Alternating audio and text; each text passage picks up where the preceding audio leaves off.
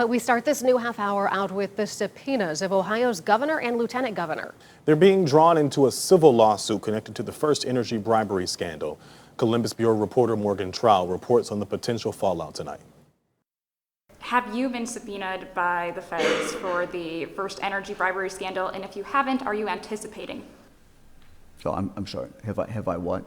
Been subpoenaed? No. Weeks before the largest corruption scandal in state history was heard in federal court, Governor Mike DeWine answered our questions. Are you anticipating? No.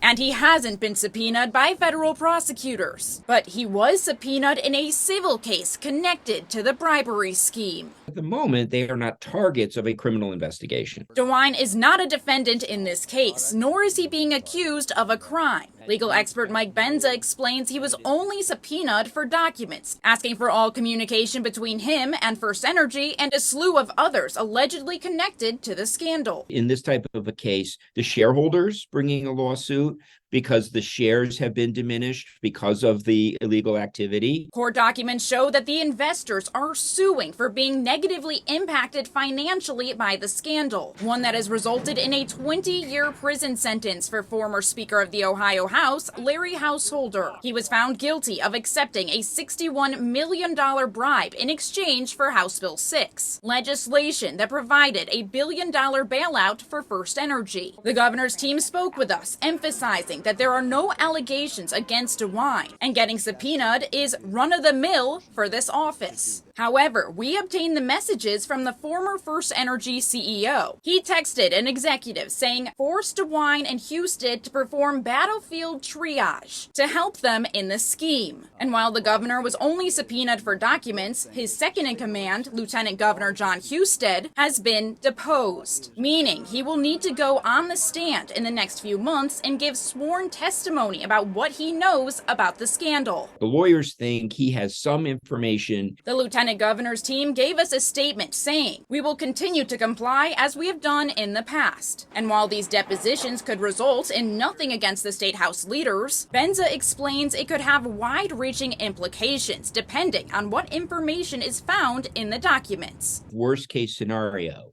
this ends up implicating every elected official in Columbus. We're going to obviously cooperate, supply whatever information that we have. At the Ohio State House, I'm Morgan Trout reporting.